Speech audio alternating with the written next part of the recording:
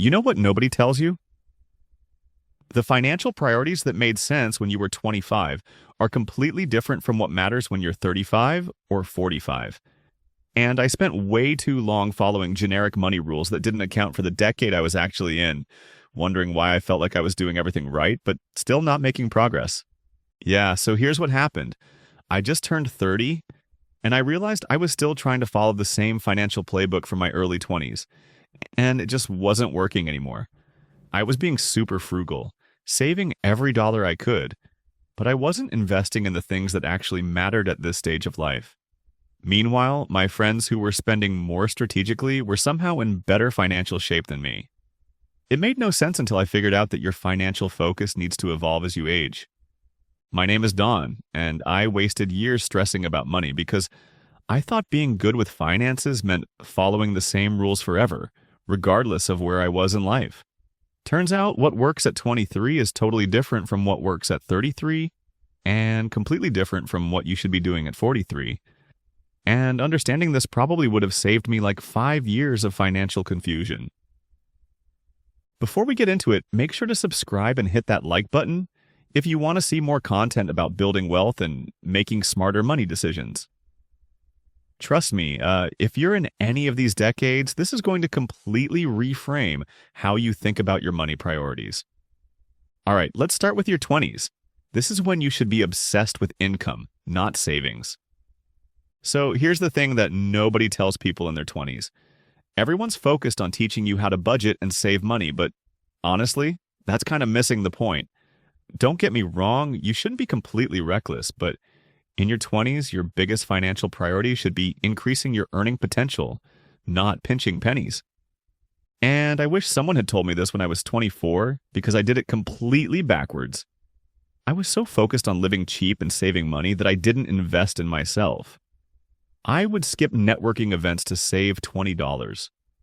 I wouldn't buy books or courses that could have taught me valuable skills because I was trying to save money.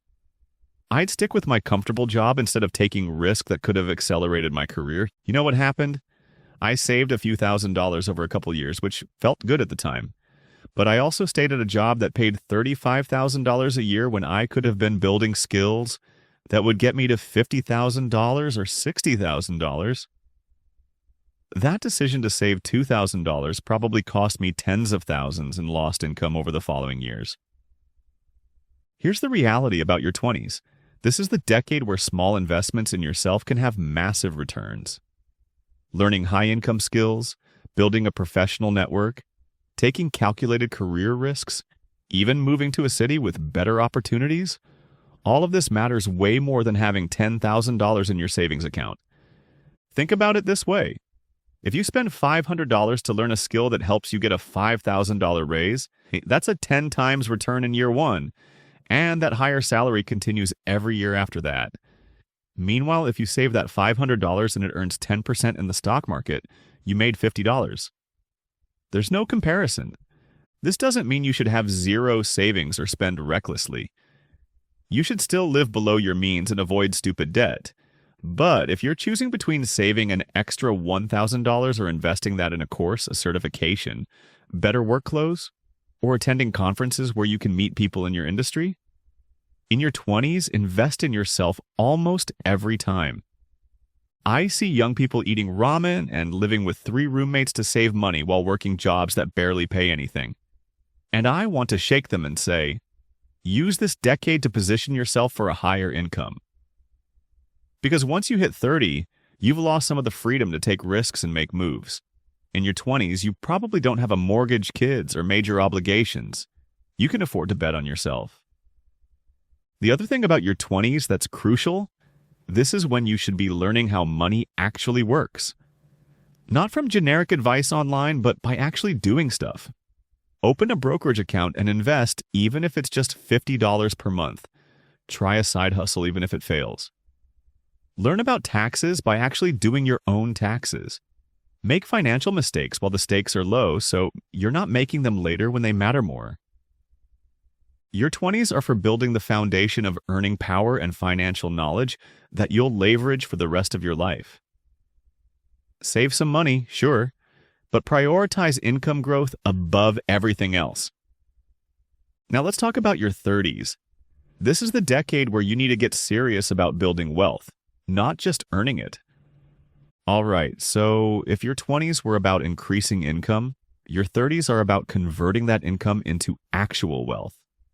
This is the decade where earning a good salary stops being impressive, and what you do with that salary becomes the whole game. And this was the biggest shift I had to make mentally.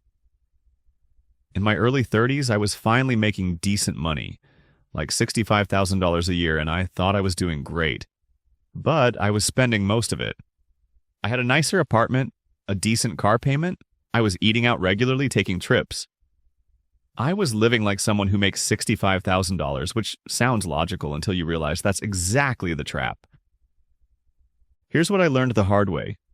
In your 30s, lifestyle inflation will absolutely destroy your ability to build wealth if you let it. And it happens so gradually that you don't even notice. You get a raise, so you upgrade one thing. Then another raise, so you upgrade something else.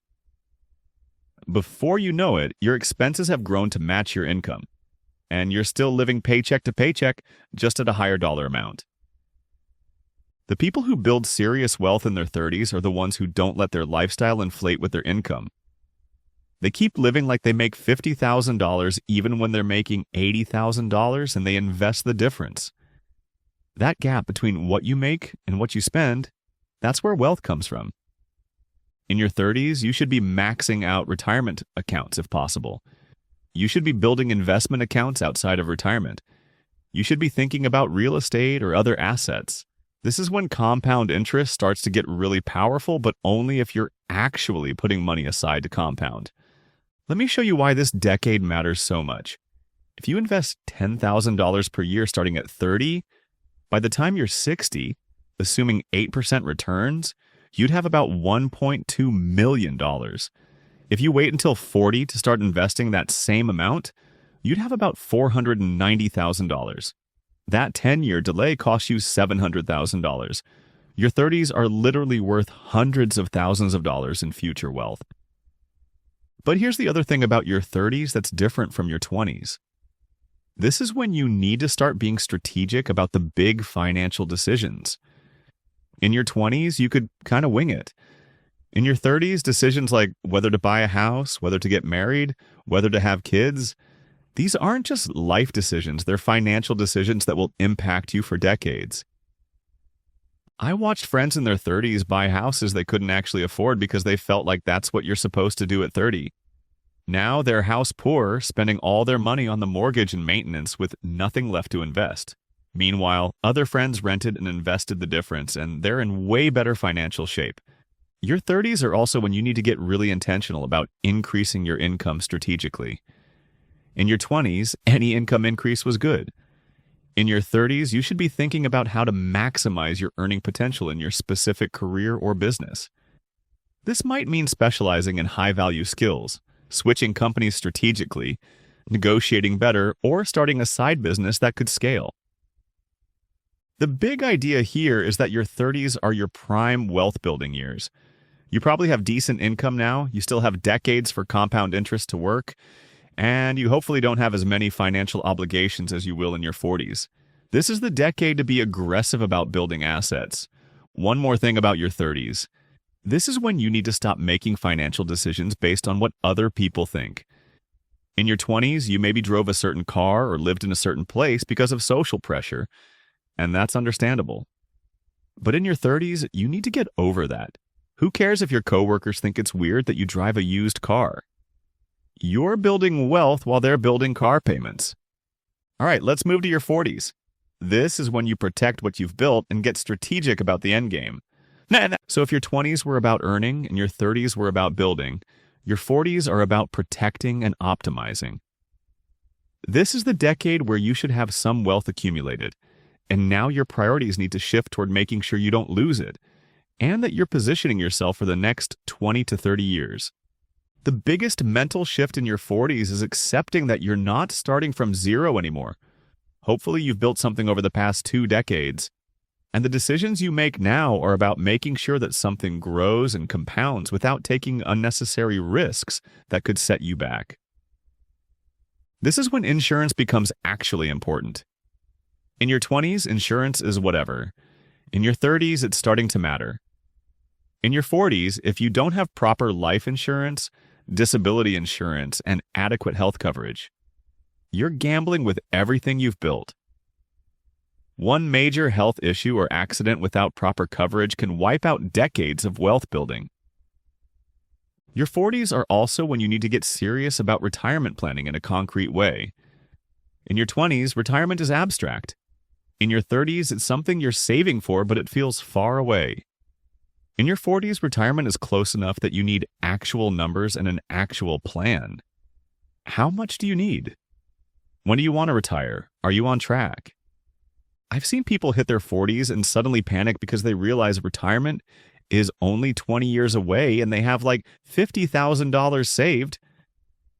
Don't be that person.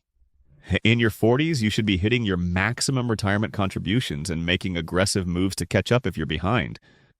But here's what's different about your 40s that people don't talk about enough.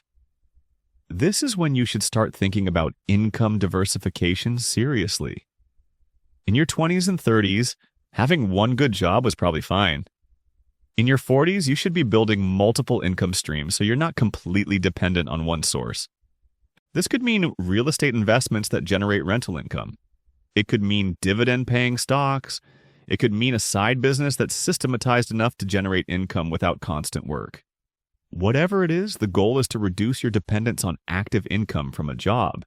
Because in your 40s, you start to realize that jobs aren't as secure as you thought when you were younger. The other big financial focus in your 40s is preparing for the expensive decade ahead. Your 50s are often the most expensive decade of your life. Kids might be in college, aging parents might need help, health costs start to increase. If you hit 50 without preparing for these costs, you're going to struggle. Your 40s are when you should be building buffers specifically for these upcoming expenses. This is also the decade where you need to optimize your wealth for tax efficiency. In your 20s and 30s, you were probably just focusing on accumulating. In your 40s, how you hold your assets and how you structure your income starts to matter.